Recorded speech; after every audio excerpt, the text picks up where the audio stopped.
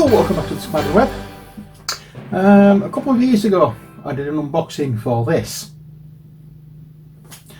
Now we want to take it one step further. Paranormal Detectives. Okay, here we are with the Paranormal Detectives. Just going to change my glasses so you can see what we're doing. At the moment you probably won't be able to see much because of the lighting. However, if I rip open the cellophane, it might get a little bit clearer because this won't be as shiny. There we are. It's from Lucky Duck Games, the people who did Chronicles of Crime, and it's for ages 12 plus, 2 to 6 player game, and it takes about 45 minutes. So, what do we have? You open your eyes and get the biggest shock of your life. It just ended and you're a ghost.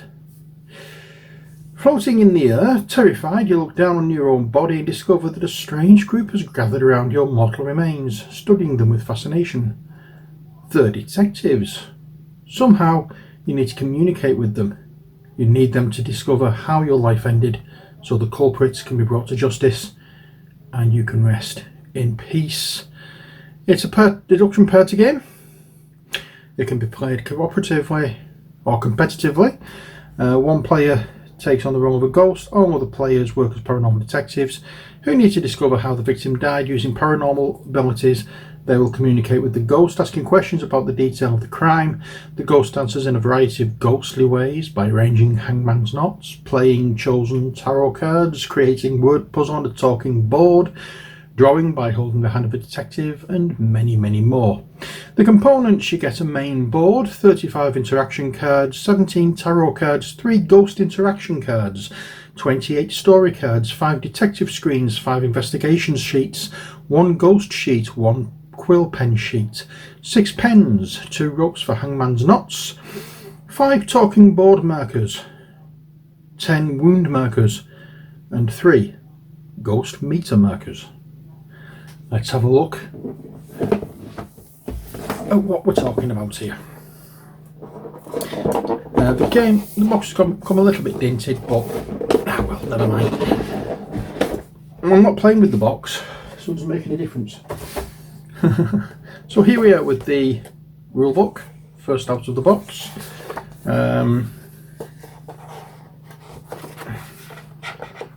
It gives you everything you need to know. It looks very clear, as you can see. Blurred rated, so anyone who has any trouble with the vision will be able to read it quite easily because it's white on black. It's very high contrast, very colourful. There we are. So that's your rule book. Now I'm going to put this to one side. I'm going to keep it open so I know exactly what's what with this. So we start off with these. These are the detective screens.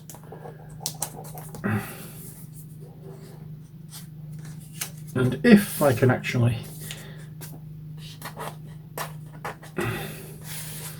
pull it, there we are. So we have this fella. It's exactly the same on both sides. Then we have this fella, this fella, this fella, and this fella. So they're the detective screens. And obviously I was using the word fella in a very generic sort of way.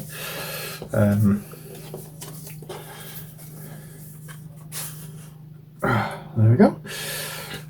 Next we have this board. This is your main board. On here it has your talking board. It has, this part is something you'll see on the cards, where you can place wound markers on that show where you've been marked or where you've been wounded, and here to signify the sex of the victim. And here is the, what you call, I can't remember what it's called. It's like an EMF board kind of thing where you can put tokens on to show whether something is big or small, heavy or light, fast or slow, good or evil or good, loud or quiet, hot or cold, old or young, and colour. Yeah. And that's not the full, it's a rough idea of a Ouija board. It's not exactly the same as a Ouija board, and you don't use it as a Ouija board. So anybody who's got issues with Ouija boards will be okay with that. Then you've got your 6 pens, and on the end of each pen you've got a little sponge to rub off. I'm not going to open them. You know what a pen looks like. An empty Ziploc bag. And we have these cards, we have these cards, we have an empty Ziploc bag, and we have these. Tell you what, let's move the box and we can have a look at some of these things in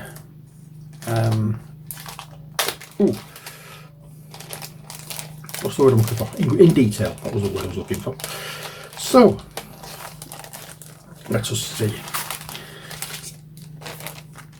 Now this is the ghost sheet.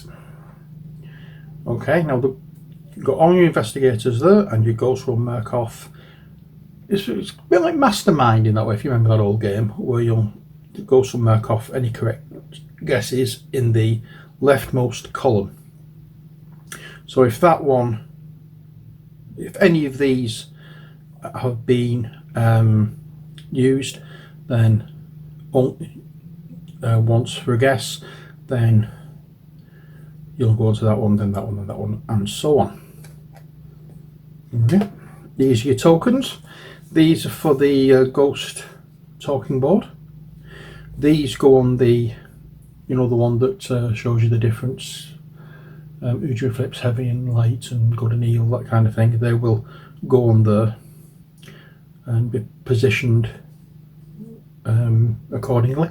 And these are the wound markers, so these will show exactly where you've been wounded on that little chalk outline. The white body outline was on the main board. Ghost meter, that was the word I was looking for these. It's the ghost meter markers, those. This is the quill pen sheet, and this will be used when it comes around to doing the ghost writing kind of thing, where the ghost player will grab over the wrist of one of the detective players and guide the hand to write to draw an image or something. Now these are the investigation sheets. They're all the same. You can take notes, and then you can have your guesses as who, why, where, how, and a weapon. There we are. There's one for each player, so you get 1, 2, 3, 4, 5. And that's that for that bag. Now I'm going to put these back in the bag because I don't want to get things mixed up just yet. So they can go back in there.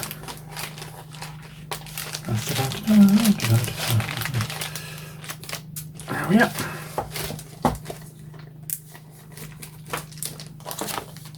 Now these are the cards. These are the interaction cards.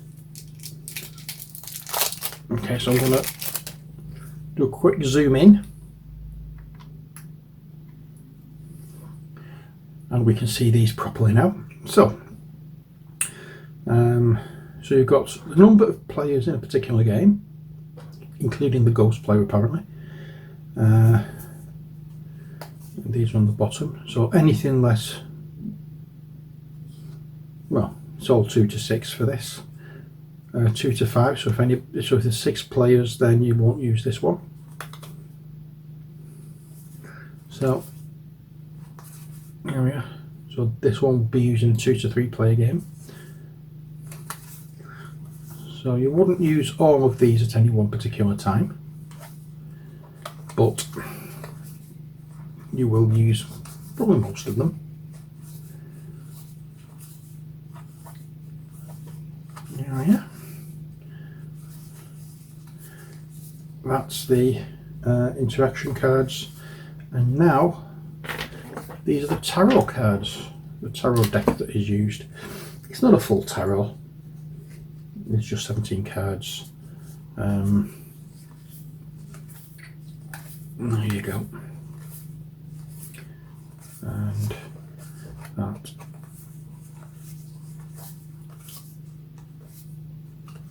is that.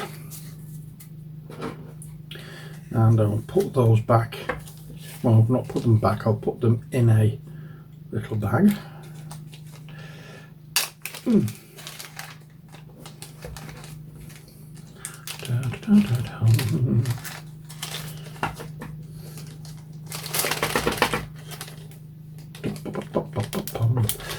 put them away, and those to one side. And now let's have a look at these. These are the two hangman's knot ropes.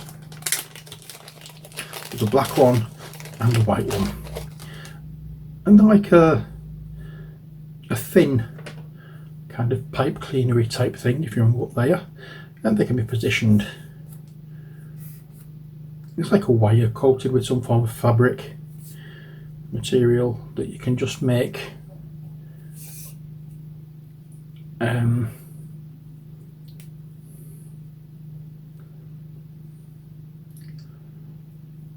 you can make little designs with. Like in this case, I'm going to do an arrow pointing upward, no, like an arrow pointing upwards. There we are. Yeah, that's that kind of thing. It's not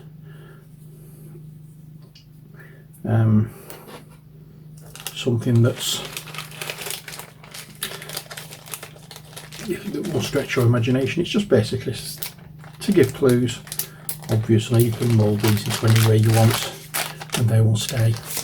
And then we have these cards, and these cards I can't show you. These are the story cards, and I can't show you what they are because the last thing I want to do is spoil it for anybody. So I'm going to have to keep them covered.